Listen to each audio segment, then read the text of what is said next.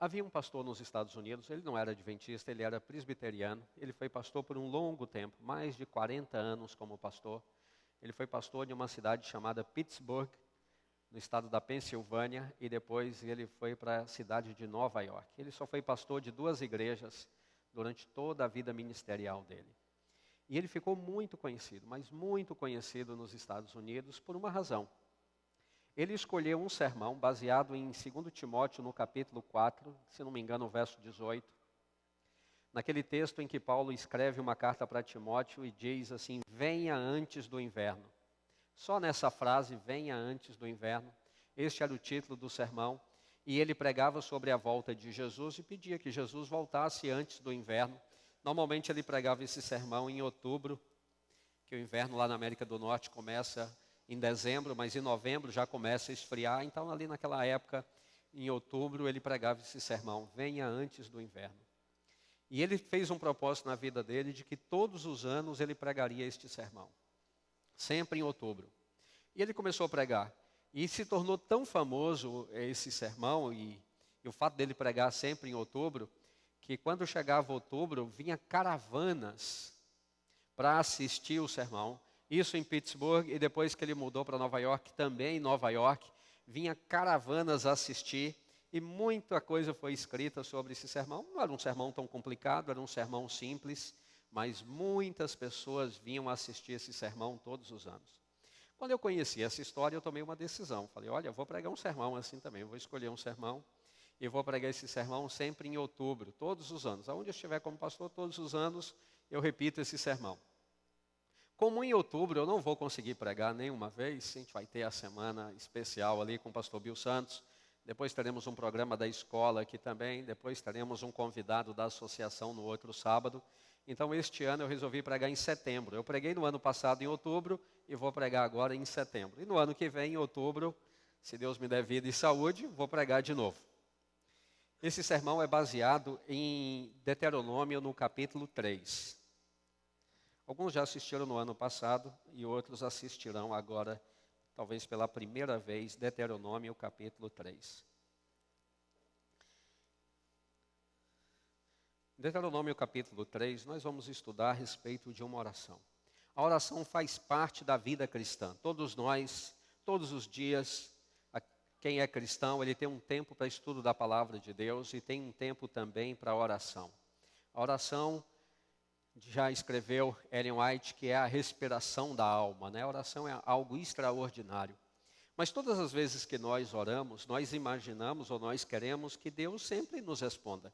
A gente nunca ora imaginando assim, não estou orando para Deus não responder.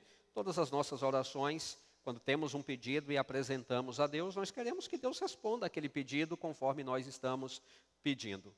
Algumas vezes, Deus parece que tem tudo para responder como nós queremos, e no entanto, às vezes a coisa não acontece assim. Quando eu fui estudar teologia, éramos eu, Solange e minha filhinha Brenda, né, que hoje é uma mocinha. Na época ela era muito nova, não tinha 1 ano de idade ainda. Nós nos mudamos para uma cidade perto ali do UNASP Campus 2, uma cidade chamada Conchal. E eu fui na igreja então, nós mudamos para lá numa quarta-feira e à noite eu fiquei sabendo onde era a igreja e fui lá assistir ao culto. E quando chegamos lá para assistir ao culto, aquele não era um culto normal de oração, aquele era, na verdade, era uma vigília de oração. As pessoas tomaram um propósito que orariam ali desde as 7 horas da noite até a meia-noite. Ficariam na igreja orando em favor de uma irmã, que era membro lá daquela igreja, e essa irmã estava muito mal, estava hospitalizada em Campinas, com a saúde extremamente delicada, e os irmãos estavam clamando a Deus para curar aquela irmã e para trazê-la de volta para a igreja. A história dela era mais ou menos assim. Um dia, trabalhando em casa lá com o marido, ela teve um pequeno acidente, cortou o dedo indicador da mão esquerda, um corte lateral assim, mais profundo. E levaram então, o marido a levou lá no pronto-socorro e cuidaram, né? Costuraram ali, deram os remédios normais que se dá num caso desse. E ela voltou para casa, mas aquele corte ali, aquele ferimento terminou infeccionando. E ela teve infecção muito grave. E ela passou muito mal. E o marido a levou novamente ali para o pronto-socorro. Do pronto-socorro, numa ambulância, ela foi transferida para o hospital da Unicamp em Campinas. E a infecção ficou tão grave, que eles precisaram amputar o dedo dela, né? Chegando lá, ela perdeu o dedo indicador. E quando eu fui na igreja naquele dia, ela estava na UTI porque ela teve uma parada cardiorrespiratória. Os médicos vieram e com aqueles aparelhos a ressuscitaram de volta. E ela voltou novamente à vida, né? Voltou a respirar. E naquela semana que nós estávamos orando ali, talvez segunda-feira, uns 2 dias antes, ela teve uma outra parada respiratória e os médicos novamente vieram. Ela estava na UTI, massagearam, tentaram fazê-la respirar. Mas demorou muito tempo e precisaram com urgência fazer uma traqueostomia, né? Que precisaram abrir ali a traqueia. E colocaram ali um tubo e enviaram oxigênio para os pulmões dela. E quando ela voltou a si, como ela ficou muito tempo sem oxigenação, ela ficou com problemas cerebrais, né, com sequelas cerebrais, em que ela perdeu completamente todos os movimentos do corpo. Ela não conseguia mais nem piscar os olhos. Você nunca sabia se ela estava dormindo ou acordada. Alguém tinha que vir, fechar os olhos dela e depois só abria se alguém viesse e abrisse os olhos de volta. Ela não tinha mais esse movimento. Ela não conseguia mais respirar, né, o movimento de respirar por si mesma. Precisou então estar ligada a aparelhos o tempo inteiro. Então esse era o quadro dela. Então nós estávamos na igreja orando, pedindo a Deus que a curasse, que a trouxesse de volta. E oramos ali até a meia-noite. E aquela era uma mulher muito querida lá da igreja. As pessoas admiravam muito ela. Mulher muito dedicada às coisas de Deus. Mulher muito missionária. E oramos aquela quarta-feira ali. E depois, durante a semana, as notícias que vieram foi que o quadro dela não tinha melhorado e mais um mês depois ela morreu. Agora, a grande pergunta que ficou na congregação foi por que Deus não curou aquela irmã? Toda a igreja estava orando por ela, não tinha ninguém orando de forma diferente. Todos queriam que Deus a curasse e a trouxesse para a igreja. Deus tinha o poder de fazer isso. Simplesmente uma pequena ordem de Deus e ela ficaria plenamente curada e voltaria para a igreja. Agora, o sentimento que ficou na igreja foi: Deus não nos ouviu, oramos até a meia-noite, Deus não nos ouviu. Ou então, Deus nos ouviu, mas não moveu nada, não fez nenhum movimento para ajudar essa irmã para atender a nossa oração. Às vezes, na vida, nós também passamos por situações assim, em que você tem um projeto, você tem um sonho, você tem um objetivo e você ora por aquilo, você entrega nas mãos de Deus, você ora, você pede a Deus e não acontece. Você nunca vê nenhum progresso, você nunca vê nenhuma resposta, nada acontece. E às vezes você desanima e fica pensando: será que vale a pena orar? Será que vale a pena orar? Será que orar pode mudar de fato alguma coisa? E às vezes você fica frustrado. Eu fico imaginando um jovem, um rapaz, uma moça com planos de casar com alguém, né? Começa a namorar, ficam noivos, planejam um casamento. Parece que é a pessoa certa, parece ser uma pessoa temente a Deus, pessoa cristã. E você ora e pede a Deus que tudo dê certo, que seus planos se realizem, que você seja feliz. E faltando talvez alguns meses para o casamento, a pessoa vai lá e termina o noivado. E você fica frustrado ou frustrada se perguntando: por que eu orei tanto? Parecia que tudo dava certo, parecia que tínhamos a bênção de Deus, parecia ser a moça certa ou o rapaz certo, mas nada acontece. Às vezes você ora também para conseguir um trabalho. Talvez você esteja trabalhando, mas você quer uma oportunidade melhor na sua carreira. Ou às vezes você não está trabalhando e quer um trabalho, e você ora, pede a Deus, parece que uma oportunidade surge, de repente ali uma porta parece que está se abrindo, uma boa empresa, ou então uma boa carreira no serviço público, ou alguma oportunidade de alguma forma surge, parece que você tem um perfil para aquilo, e você ora, você pede a Deus, suplica, e de repente outra pessoa que não tem nenhuma religiosidade fica com aquela vaga e você perde. E o pior de tudo é quando nós oramos pedindo a Deus que cure alguém que a gente ama. Às vezes é um avô, uma avó, às vezes é um esposo, esposa, um irmão, e o pior de tudo, quando é um filho. Você ora por um filho, por uma filha, pedindo a Deus: Senhor, cure meu filho, Senhor, cure minha filha, cure meu pai, cure minha mãe. Senhor, não permita que nada ruim aconteça ao meu avô, minha avó, meu tio, meu amigo. E essa pessoa, no entanto, hoje, depois de algum tempo, já está sepultada em algum cemitério. E parece que a sua oração não surtiu qualquer efeito. Você orou e nada mudou. E às vezes nós temos esse sentimento: será que vale a pena continuar orando? Será que Deus de fato ouve as orações? Será que Deus ouve as orações, mas às vezes toma a decisão de não responder? Aqui em Deuteronômio capítulo 3, nós encontramos um caso assim. É Moisés. Moisés está orando. Nós temos algumas orações de Moisés registradas de Gênesis, de Êxodo até Deuteronômio. Mas essa é a única oração que nós temos registrada de Moisés, onde que ele pede por si mesmo. Ele pede por si mesmo, é um pedido pessoal dele a Deus. No verso 23 começa assim: também eu, nesse tempo, implorei graça ao Senhor, dizendo: ó Senhor Deus, passaste a mostrar ao teu servo as tuas maravilhas, a tua grandeza e a tua grandeza e a tua poderosa mão. Porque que Deus há nos céus ou na terra que possa fazer segundo as tuas obras, segundo os teus poderosos feitos?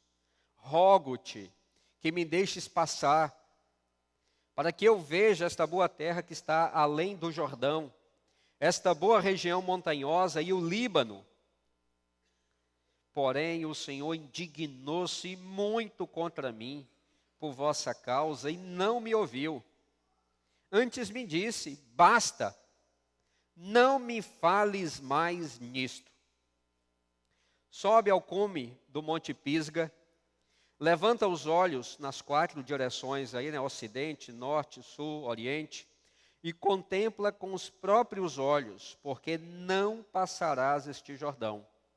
Dá ordens a Josué, anima-o, fortalece-o, porque ele passará adiante deste povo e o fará possuir a terra que tu apenas verás.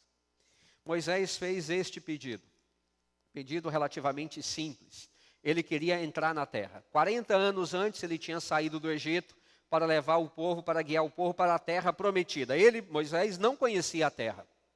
Ele sabia que era a terra dos ancestrais dele, mas ele não conhecia. Ele já tinha nascido lá no Egito, no cativeiro, depois tinha vivido 40 anos da vida dele em Midian, no deserto, mas agora ele estava querendo entrar na terra prometida. Durante 40 anos, Moisés disse: vamos para a terra prometida.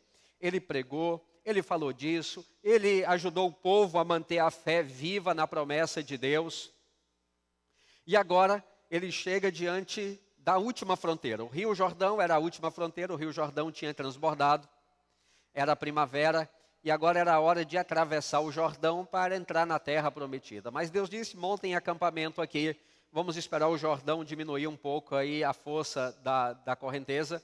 O Jordão é um riozinho, um riacho praticamente, exceto na primavera, quando a neve derrete lá nas montanhas da Síria, toda aquela neve vem para o Rio Jordão e ele então cresce, vira um rio poderoso apenas na primavera. Então Deus disse: esperem aqui.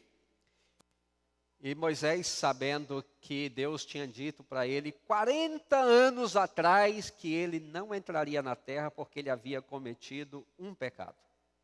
Em uma determinada ocasião, 40 anos antes, quando estavam no deserto, o povo queria água, não tinha água em lugar nenhum, e eles vieram e massacraram Moisés, a liderança de Moisés, dizendo: você não é um bom líder, você nos tirou do Egito, éramos escravos lá, é verdade, mas pelo menos a gente comia todo dia, bebia água todo dia, a gente trabalhava igual uns animais, né, do nascer do sol até tarde da noite, não tínhamos salário, apanhávamos, tinha um monte de problemas, mas a gente comia e bebia. E você, como mau líder, nos trouxe para esse deserto, e agora a gente tem aqui, a gente não tem aonde beber. E o que Moisés fez? Moisés, que era um homem de Deus, um homem de oração, ele foi falar com Deus através da oração. Disse: Senhor, o que eu faço? O povo está com sede, não tem água no deserto, o que eu vou fazer?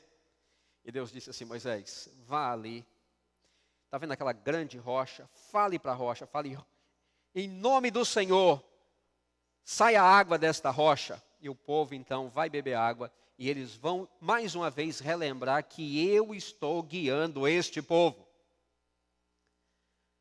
Moisés estava tão chateado com o povo, tão estressado com o povo, tão aborrecido com o povo, que ele foi lá e o povo, quando ele entrou, o povo começou a se levantar, alguns começaram a criticar. E aí, cadê a água? Queremos água, a gente está aqui com sede, você vai lá, fica lá na sua tenda, nós queremos água.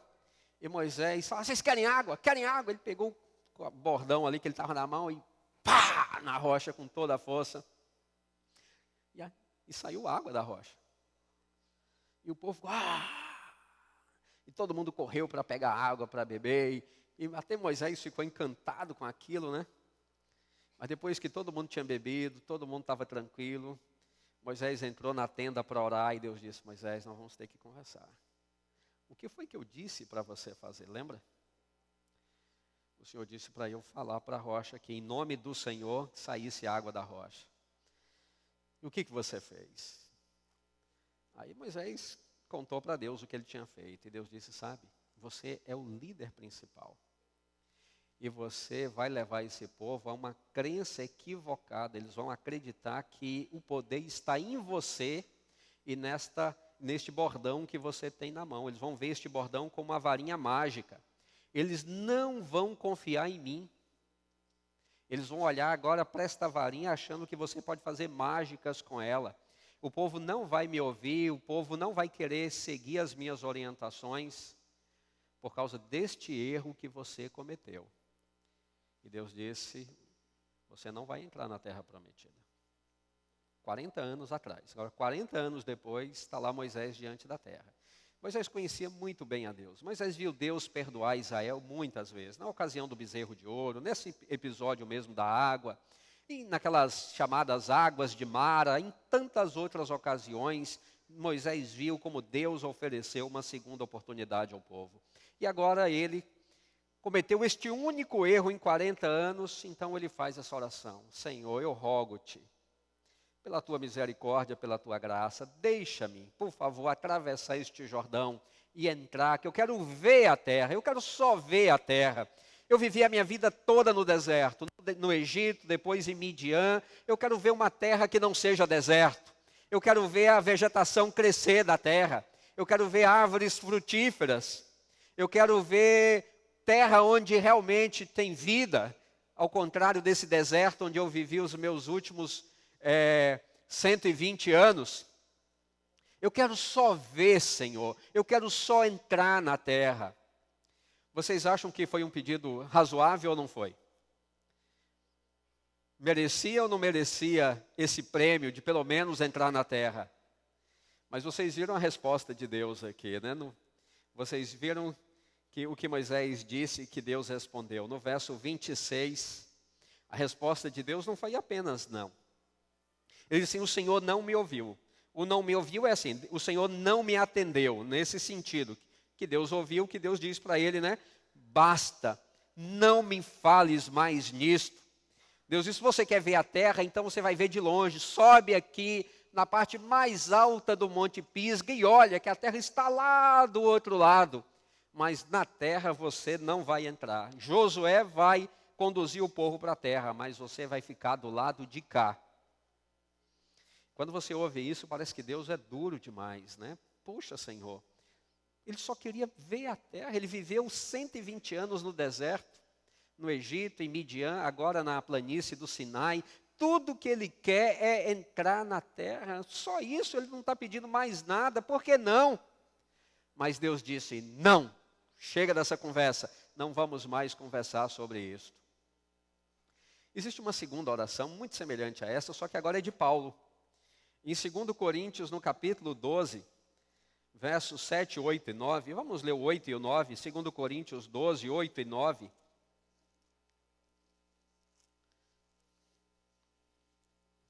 Segundo Coríntios 12, 8 e 9, você vai ver Paulo orando também. Paulo, no verso 7, ele diz que ele tem um espinho na carne. Muitas pessoas acreditam que este espinho na carne era um problema visual. Paulo estava enxergando pouco. Isso com base no que ele escreve aos Gálatas. Ele disse assim aos Gálatas que ele chegou lá no meio deles, que ele estava doente, E ele disse, vocês me trataram tão bem, eu dou testemunho que se vocês pudessem, vocês teriam arrancado os olhos para dar para mim.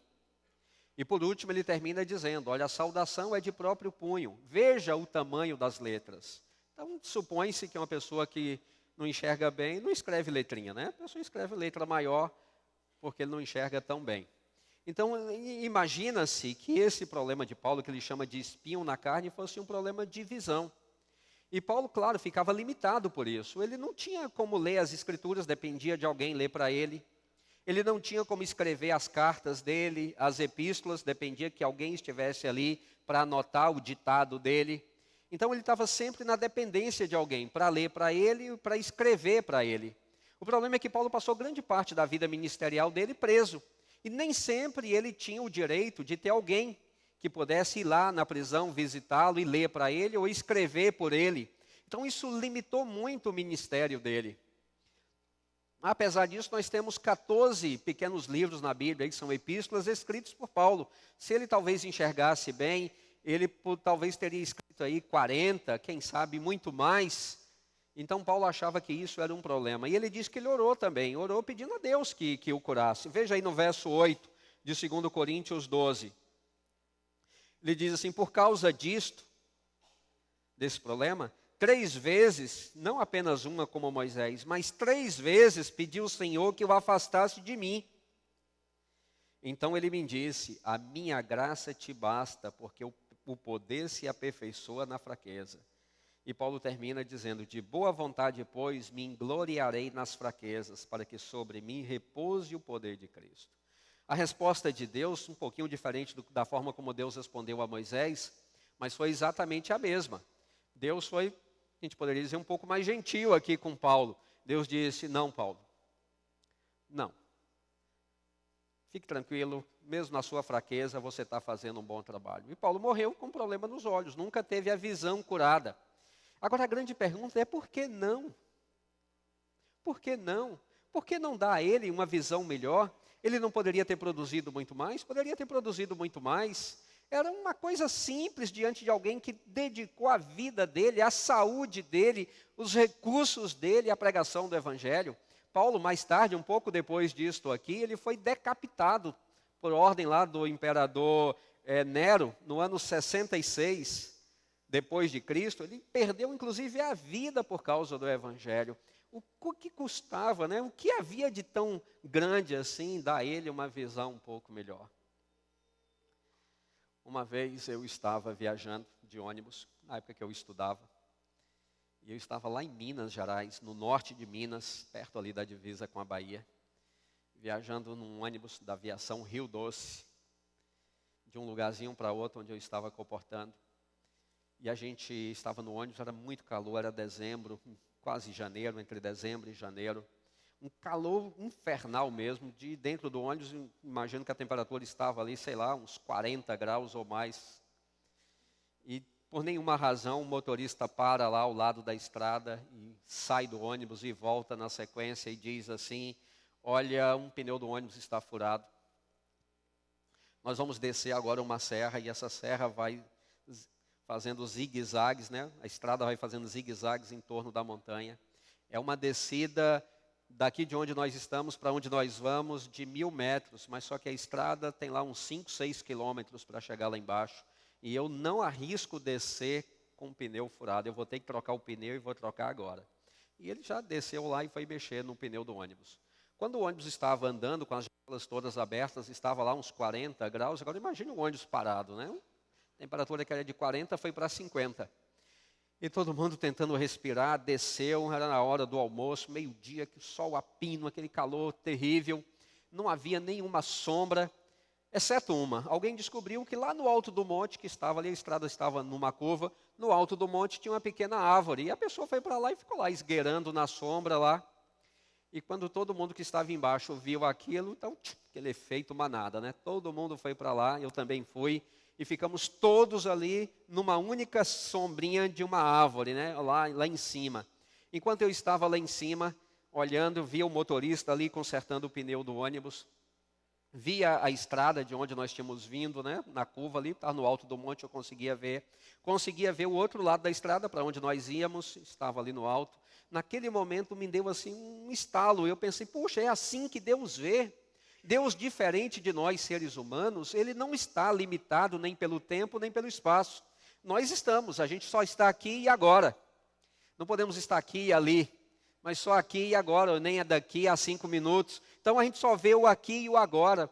Mas Deus não, por Ele ser Deus, Ele não tem esses limites que nós humanos temos. Então Deus consegue ver o futuro, agora. Deus consegue ver o passado, agora. Ele consegue transitar no tempo.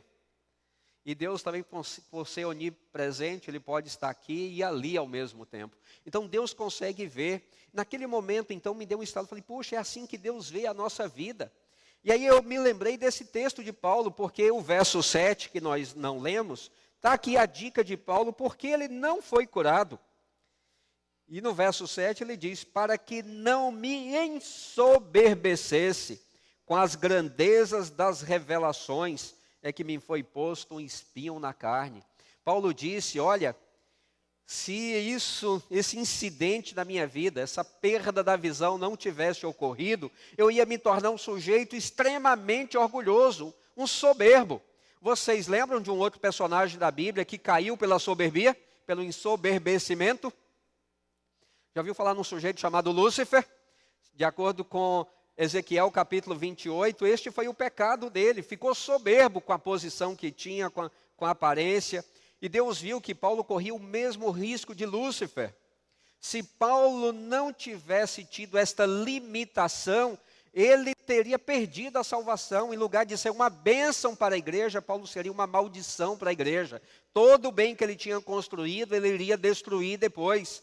E ele diz, por causa das revelações que eu tive. Claro, você leu Gálatas esse trimestre inteiro, você viu como a mente de Paulo era, né? A cultura, o conhecimento de Paulo, o argumento teológico de Paulo. E Deus viu que se ele não desse em Paulo ali uma limitação, Paulo se tornaria o novo Lúcifer.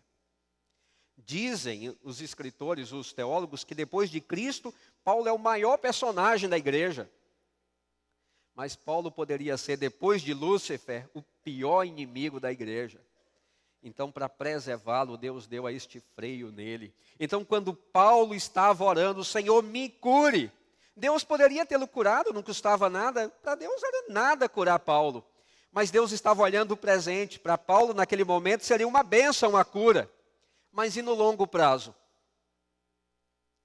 E Deus estava olhando então para o dia da volta de Jesus. Se ele curasse Paulo naquele dia, ali naquele momento, Paulo não se levantaria na primeira ressurreição para receber Jesus. Paulo não receberia a coroa que ele tanto ansiava, a coroa da vitória. Paulo não estaria entre os salvos. E pior do que tudo, muitos que estarão salvos no dia da volta de Jesus não estariam salvos se Deus tivesse curado Paulo. Porque o que Paulo construiu, ele iria destruir. E Deus então disse, não, Paulo, não. Talvez você não entenda agora, talvez você não compreenda, talvez você fique até um pouquinho triste, mas é não. Porque se eu lhe curar agora, eu vou estar contribuindo não para o seu bem, mas para a sua ruína e a ruína de muitas pessoas que você nem imagina. E por que Deus disse não para Moisés? Deus disse não para Moisés porque ele tinha outros planos para ele. Quando Deus disse não para Moisés, eu imagino Deus com as caras assim de espanto. Assim, cada dia Moisés me surpreende, eu penso que não há mais nada a me surpreender com ele, mas Moisés ainda me surpreende. Depois de 40 anos, o único pedido que ele me fez em 40 anos é isso tão simples, ele quer só passar e ver a terra. Ele não me pediu mais 10 anos de vida, ele não me pediu mais a melhor casa da nova terra, ele não me pediu fazendas na nova terra, ele só me pediu para ver a nova terra. Como é que alguém pode ser tão simples e modesto assim? Deus disse, não, você não vai entrar. Porque Deus tinha outros planos para ele. Deus disse, todo mundo vai entrar nesta terra, mas você é tão especial para mim que você vai entrar na outra terra. A outra verdadeira terra prometida, da qual esta é só um símbolo, eles vão entrar nesta, mas você vai entrar na verdadeira terra prometida. O que vai ser uma realidade para esta geração, daqui a alguns milênios no futuro, para você vai ser já. Você vai ter o privilégio, juntamente com Enoque, de assentar-se comigo. E daqui de cima, assistir do lado de cá o desenrolar do grande conflito. Mais tarde, Deus acrescentou Elias a esta lista também. Mas Elias ainda estava muitos anos no futuro. Mas Deus disse, Paulo, eu vou te dar essa oportunidade. Então, quando Deus estava... Paulo não, Moisés. Quando Deus estava fechando aquela porta para Moisés, Deus estava abrindo outra muito maior. O interessante é que Moisés não reclama, vocês viram? Moisés não fica se lamentando, dizendo, olha que injustiça, só pedi isso, ninguém me deu, que coisa terrível. Não, nada disso. Moisés, ele desce do monte contente. Você não vê Moisés falando, porque ele tinha aprendido a acreditar e confiar em Deus. Ao longo da vida dele, ele tinha visto quem era Deus, e Moisés sabia que se Deus fechou aquela porta, Deus estaria abrindo uma outra porta muito maior. Então, antes de orar, nós deveríamos ter 3 coisas em mente que nós não poderíamos esquecer. A primeira, eu tenho certeza que você sabe de qual. O primeiro ponto que a gente não pode esquecer está lá em João, no capítulo 3, verso 16. Você sabe de qual, não sabe? Porque Deus amou o mundo de tal maneira, lembra? Seu Filho unigênito, para que todo aquele que nele crê não pereça, mas tenha a vida eterna. O que Deus está dizendo ali é que Ele te ama tanto, tanto, tanto, tanto. João tentou falar do amor de Deus, mas não tem nada para comparar. Então ele usou essa expressão aí, uma palavrinha de 3 letras. Deus amou o mundo de tal maneira, né? Isso aí é chamado de advérbio de intensidade, né? Para mostrar a quantidade, a força do amor de Deus. Você para Deus é como se fosse único. O amor de Deus é tão grande por você que não há nenhum outro amor que serve de referência para comparar o amor que Deus tem por você. No nosso inário tem um hino, eu não lembro o número agora, mas está ali na casa dos entre 20 e 30, que o autor lá da letra diz assim, se todo o céu fosse papel e toda a água do oceano fosse tinta, seriam insuficientes para escrever sobre o amor de Deus. Então esse é o amor que Deus tem por você, não esqueça disso. Quando você for orar, você está orando para alguém que te ama loucamente, como ninguém é capaz de te amar com a mesma intensidade. O segundo princípio está em Isaías 49, 15. Lá em Isaías 49, 15, Deus diz, pode por acaso uma mãe esquecer-se do filho que amamenta? Vocês, mães, acham que é possível uma mãe esquecer do filho que amamenta? E nem dos outros que já estão mais velhos, né? Mas Deus diz assim, mas ainda que esta viesse a se esquecer dele, eu todavia não me esquecerei de ti. Uau, incrível, né? Ainda que sua mãe se esqueça de você, Deus diz, eu não me esquecerei de você. E no verso 16, ele ainda fala assim, porque nas palmas das minhas mãos te gravei. Você está escrito aqui, seu nome está nas palmas das minhas mãos. Então Deus diz que Ele jamais deixa de lhe ouvir, não há nenhuma oração sua que Ele não ouça, Ele ouve todas, porque você é incrivelmente importante para Ele. Além de te amar tanto, você ainda é único. Você é filho dele, ele tem um amor especial por você. Não há nenhuma oração que você faça que Deus deixa de ouvir. E o terceiro e último ponto, eu queria que você lesse comigo aí, por favor. Mateus capítulo 7. Mateus capítulo 7, verso 9.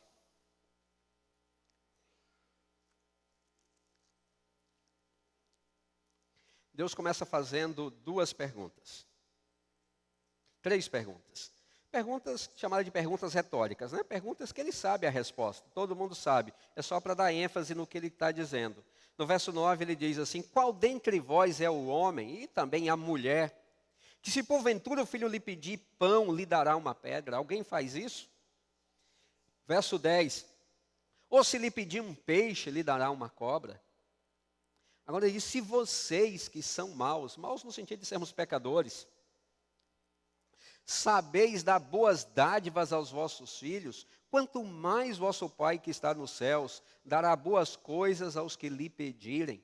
Deus está dizendo o seguinte, se você, pai, mãe, você é incapaz de dar ao seu filho, sua filha, o que você sabe que não vai contribuir para o bem dele ou dela, se você não é capaz de dar uma coisa que seu filho, sua filha está pedindo, sabendo que não vai ser bem para ele, você acha que eu, que sou Deus, sou seu pai, que conheço o seu futuro, vou lhe dar alguma coisa que vai contribuir para o seu mal? Só que às vezes, a gente não tem essa visão do futuro, e às vezes não temos essa confiança tão grande em Deus, e às vezes nós estamos pedindo algo para Deus, que parece ser bom. Senhor, eu quero trabalhar nesta empresa, Senhor, eu quero casar com esta moça, quero casar, a moça falando, não eu, casar com este rapaz. Senhor, quero que o Senhor cure meu familiar, meu filhinho, minha esposa, meu marido, meu tio, minha avó, minha mãe, meu pai. Coisas que para a gente faz bem, ou é quem não quer essas bênçãos. Mas Deus que está no alto da onipresença dEle, Ele consegue enxergar o seu futuro, cada dia dos seus próximos tantos anos, até o seu descanso. E Ele consegue enxergar o dia da volta de Jesus. Ele diz, Luciano, me permita lhe pegar aqui como exemplo. Vamos imaginar que o Luciano está fazendo um pedido para a vida dele. O Luciano tem uma empresa. Vamos imaginar que o Luciano está pedindo, Senhor, eu quero abrir uma filial da minha empresa em Florianópolis, por exemplo. Uma coisa boa, a empresa dele está crescendo, está prosperando. Ele pode dar emprego para mais pessoas, pode ter uma renda maior também para a família dele. Parece uma coisa tão natural isso, mas Deus está olhando daqui e vendo que lá no futuro, o que o Luciano está pedindo vai trazer tristeza para ele, vai acabar, na verdade, com toda a empresa dele. O que parece ser um passo para a prosperidade, vai ser um passo para a ruína. Deus sabe que ele vai ter prejuízos lá, vai ter coisas ruins lá em Florianópolis. Agora, Deus está olhando para o Luciano, Ele ama tanto o Luciano, Ele ama mais do que uma mãe ama um filho que amamenta. Como Deus pode atender esse pedido do Luciano? Dizer, filho, você vai perder tudo se você for para lá, vai perder a loja lá e vai perder a loja aqui, você vai ficar pão e água apenas. E o Luciano, Senhor, por favor, me dá a chance de abrir essa loja. E Deus diz, não. E às vezes Deus tem que dizer um não, assim que a gente ouça, né? Que às vezes a gente não ouve o primeiro não. Deus tem que ser um não mais enfático, como Ele fez com Moisés. Basta, Luciano, não me peça mais isso. E às vezes ficamos lamentando, Deus tinha tudo, eu tinha tudo para prosperar, ia tudo dar certo, mas Deus não abençoou, não abriu, que coisa, e as promessas de que Deus derrama bênção sem medida sobre mim, olha, eu queria tanto expandir, não deu certo. Agora talvez você não entenda, mas no futuro, Deus diz, mas no futuro você vai entender. E pode acreditar, se eu digo não, é para o seu bem. Senhor, por que o Senhor não curou meu filhinho? Deus diz, querida mãezinha, se você conseguisse ver o futuro dessa criança como eu estou vendo, você não me impediria isso. Ele está sendo tirado de você, quem sabe por 20, 30 anos, mas você vai tê-lo de volta pela eternidade inteira. Ou eu posso dar a você por 20, 30 anos e você não vai tê-lo nunca mais. Você vai viver a eternidade sem ele. Eu estou lhe poupando das dores e tristezas que você vai ter agora com este filho, para que você tenha a alegria eterna de viver bilhões, trilhões de anos com ele. Mas a gente não enxerga da visão de Deus, e às vezes a gente não tem a maturidade de Moisés, de Paulo, de confiar em Deus, e nós choramos, nós esperneamos, nós brigamos, quando na verdade Deus está apenas conduzindo a nossa vida. Eu vou terminar já agora, vou contar apenas uma história pessoal. Alguns já ouviram, outros a ouvirão agora. No final dos anos 80, vocês lembram, o presidente do Brasil era o presidente José Sarney. O Brasil estava vivendo uma crise econômica como talvez nunca viveu. A inflação era 80% ao mês, não ao ano, ao mês, lembram? 3.000% ao ano. Você tinha que comprar uma coisa, pudesse usar todo o dinheiro e comprar hoje, porque se deixasse para comprar daí a 15 dias, valia a metade o valor das coisas. Então era uma crise, né? Empresas quebradas, trabalho não havia em lugar nenhum. E eu vivia lá em Vitória da Conquista, uma cidade do interior da Bahia. Eu já namorava Solange, deve estar em algum lugar, não estou vendo mais. Eu já namorava a minha esposa, tinha sonho de um dia poder casar com ela, mas como é que eu podia sequer imaginar isso? Eu não tinha trabalho. Eu estudava na universidade lá da Bahia. E eu e tantos outros estávamos vivendo a mesma crise, eu orando tanto, pedindo a Deus que me desse uma chance para trabalhar. E eu me lembro que um dia à noite, eu estava na aula, eu estudava à noite, eu estava na faculdade, e um colega meu me disse, Gilvan, olha só a empresa, e mencionou lá o nome da empresa, uma empresa grande, multinacional, que tem um escritório lá na nossa cidade. Eles estão selecionando 2 vendedores. Eles querem alguém assim, jovem, que estude na universidade, alguém que tenha o seu perfil. Vá lá, eu acho que é uma oportunidade para você. E eu fiquei pensando, ele tem razão, de repente é isso mesmo, Deus está me dando uma oportunidade. E no dia eu fui, que ele me disse que a empresa receberia ali currículos e faria entrevistas. E quando eu cheguei lá de manhã eu tive uma surpresa, porque tinham no mínimo 600 jovens como eu. E a polícia já tinha fechado o quarteirão, o carro da polícia numa ponta da rua, o carro da polícia no outro, porque tinha tanta gente ali, foi chegando mais gente, chegando mais gente. E quando finalmente abriram lá os portões para entregar, era tanta gente desempregada, era uma fila que dava a volta no quarteirão. Quando chegou a minha vez, eu entreguei lá, recebi uma senha, e depois voltei lá, eu e aquela multidão toda, e eles nos receberam no auditório, nos deu uma prova escrita para fazer, fizemos aquela prova escrita, pediram para esperar, que eles já dariam a resposta ali mesmo. E isso começou de manhã, quando era umas 5 horas da tarde, tinha sobrado 50, eu e mais 49. E aquele dia eu fui para casa feliz, sabendo, finalmente o Senhor está abrindo a porta para mim. Uma vaga será minha, uma vaga será de outro, mas 48 amanhã voltarão para casa tristes, porque ficarão desempregados. E naquele dia eu não fui orando por mim, eu fui orando pelos 48, que eu conhecia bem o drama de estar desempregado, pedindo a Deus que os consolasse. E já fui fazendo planos, o que eu faria com o dinheiro? A primeira coisa, eu vou casar, né? Depois comprar uma casa, isso e aquilo. A empresa que os produtos vendem muito fácil, né? Não há nenhuma dificuldade em vender os produtos daquela empresa. Hoje talvez tenha uma pouca concorrência, mas na época não havia concorrência nenhuma. No outro dia voltamos, na hora do almoço, aqueles 50 tinham sido reduzidos a 10, eu era um dos 10. Então, se com 50 eu não tinha dúvidas, imagine com 10, né? No finalzinho da tarde, ali eram umas 5 horas, na Bahia lá o sol se põe mais cedo, o sol já estava começando a se pôr ali por volta de umas 5 e pouquinho da tarde, e éramos dos 10 agora apenas 5. Estávamos os 5 lá numa sala, esperando, não sabíamos o que ia ter, havia sempre dinâmicas, isso e aquilo, então a gente nunca sabia qual seria a próxima etapa. Estávamos lá os 5 esperando, entrou um funcionário, tinha uma porta assim, ele entrou, estávamos sentados bem ao lado da porta, ele entrou, foi na parede do outro lado da sala e afixou um papel lá no quadro, não falou nada, só colocou o papel lá, voltou e saiu na mesma sala que ele tinha entrado. Acho que ele esperou uns 30, 40 segundos, aí ele tornou a abrir a porta, botou a cabeça para fora, e disse, esqueci de dizer, mas o nome dos 2 que foram selecionados está escrito ali naquele papel. Os 4 levantaram correndo, e eu já tinha certeza que uma vaga era minha, fiquei bem sentado lá, né? Tranquilão. E os 4 vieram correndo para o papel, começaram a ler 2, começaram a pular de alegria e gritar, parecendo um torcedor no estádio na hora do gol. E como tinha 2 comemorando, e eu fiquei preocupado, falei, 2 estão comemorando, então 3 vagas e não 2 mais? E eu levantei agora um pouco, já meio assim, preocupado, fui lá olhar e vi, nenhum dos 2 nomes era o meu, né? Havia 2 nomes no papel, o nome dos 2 estavam comemorando. E eu fui para casa, era longe, eu tinha que tomar um ônibus, mas eu resolvi ir a pé. E eu fui chorando e orando. Mas não é a oração que você está imaginando, não, é uma oração blasfema, né? Aquela oração, é assim, né? Então, é assim a história, né? É assim que a história acaba. O Senhor me trouxe até aqui para depois me chutar aqui na porta do trabalho. E fui falando tanta besteira para Deus, mas eu me lembro que uma coisa que eu disse assim, eu sabia que a sina de todo nordestino pobre é um dia ir morar em São Paulo, né?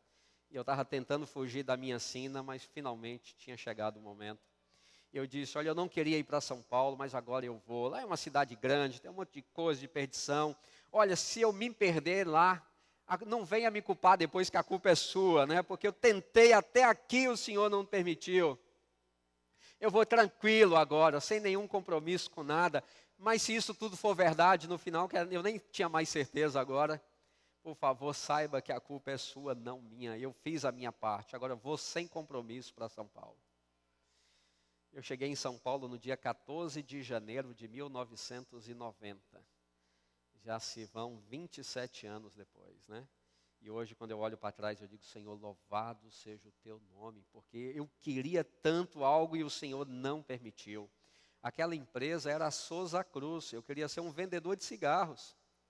Imagine só, nesse meio, ganhando um bom dinheiro. Provavelmente eu nem saberia mais o endereço da igreja lá em Vitória da Conquista. Mas Deus disse, você não entende, você está chorando, chore, não faz nenhum problema. Chorar é bom que lava a alma, né?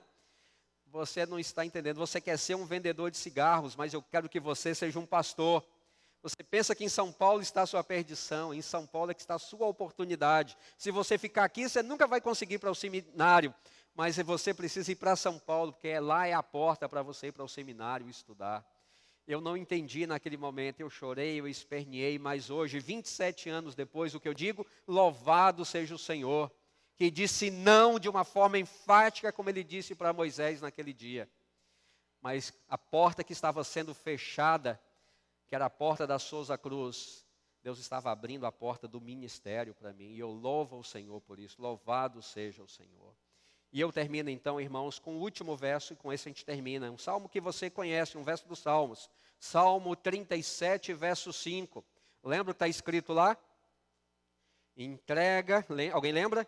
Entrega o teu caminho ao Senhor, confia nele. O que diz mais? E o mais Deus diz, põe na minha conta que é comigo, né? A sua parte é só entrega e confiança, entrega, confia e não se preocupe com o resto, porque o resto é comigo. Não tenha medo do resto, o resto Deus diz é comigo. Por isso quando Deus disser não para você, por mais doloroso que seja, por mais triste que seja, aceite, porque Deus sabe o que é melhor para a sua vida. Deus sabe, aquilo vai contribuir para o seu bem. Você talvez não entenda agora, mas você certamente, mesmo na eternidade, você vai entender que Deus vai lhe explicar. Ellen White tem uma frase no livro Caminho a Cristo, onde ela diz assim, Deus é sábio demais para errar, e bom demais para negar qualquer benefício àqueles que amam o Senhor. Sábio demais para errar, bom demais para negar qualquer benefício. Tudo que Deus pede é um voto de confiança. Como Moisés confiou, desceu do monte tranquilo. Como Paulo confiou, foi para a sepultura com espinho na carne. Eles confiaram. E Deus, a Moisés, Deus já deu a recompensa. Paulo, o Senhor dará no dia da volta de Jesus. Que Deus te abençoe, que você aprenda a confiar no Senhor. Entrega e confie, deixe Deus dirigir sua vida.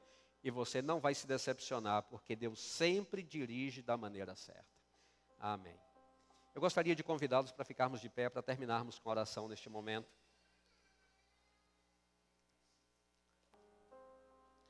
Querido Deus, Pai amado, Pai bendito, nós queremos agradecer por saber que podemos confiar no Senhor. O Senhor é o Deus Todo-Poderoso, o Senhor é o Deus onisciente, onipresente e onipotente.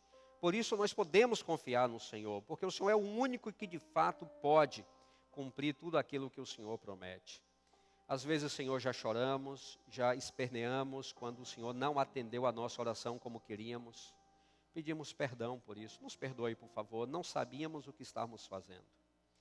Mas a partir de hoje nós queremos aprender a confiar no Senhor, como Moisés confiou, como Paulo confiou, como Jesus viveu a vida dele toda confiando no Senhor.